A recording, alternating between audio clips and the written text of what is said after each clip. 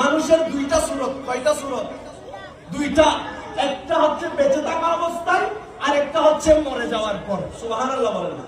বেঁচে থাকা অবস্থায় আপনি যখন নামাজ আদায় করেছেন, তখন আপনার সুরত ছিল, আপনার নামাজ ছিল ইমামের পিছনে। তখন বেঁচে থাকা অবস্থায় আপনি যখন নামাজ আদায় করেছেন, তখন আপনার নামাজ ছিল ইমামের পিছনে। আপনি যখন ইন্তেকাল করবেন, তখন আপনার সুরত হবে ইমামের আগে। সুবহানাল্লাহ। মানুষ যখন মারা যায়, তখন তার সম্মান বেড়ে যায়, তখন আর ইনি ইমামের পিছনে থাকে না, ইনি ইমামের আগে চলে আসে। সুবহানাল্লাহ। সেজন্য জানাজার মাঠে যাওয়ার সময় ময়্যতকে যখন ঘর থেকে জানাজার মাঠে নিয়ে আসবেন, তখন আগে কেউ থাকা যাবে? ময়্যত আগে থাকবে, ময়্যতের পিছনে আমরা থাকবো। ময়্যতের পিছনে আমরা থাকবো, ময়্যত আগে যাবে। জানাজা কাকে কেন্দ্র করে? ময়্যতকে কেন্দ্র করে জানাজা। সেজন্য জানাজার মাঠে ময়্যত আগে যাবে।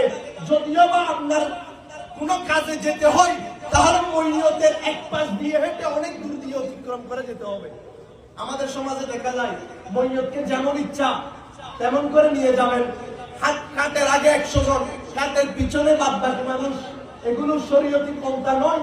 ময়্যত আগে যাবে। কি আগে যাবে? আপনি জানাজার একজন ময়্যতকে যখন দেখবেন, আপনি চিন্তা করবেন কাল আমাকেও মরতে হবে, ঠিক না? মরতে তো বাঁচতে পারবেন না, আপনাকেও কি করতে হবে? মরতে হবে।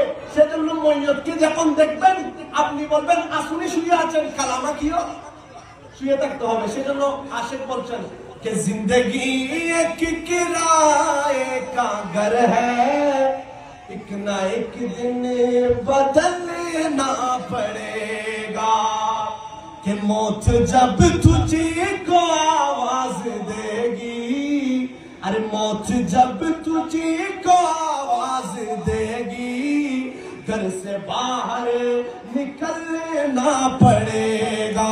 सलातुन या सलाम या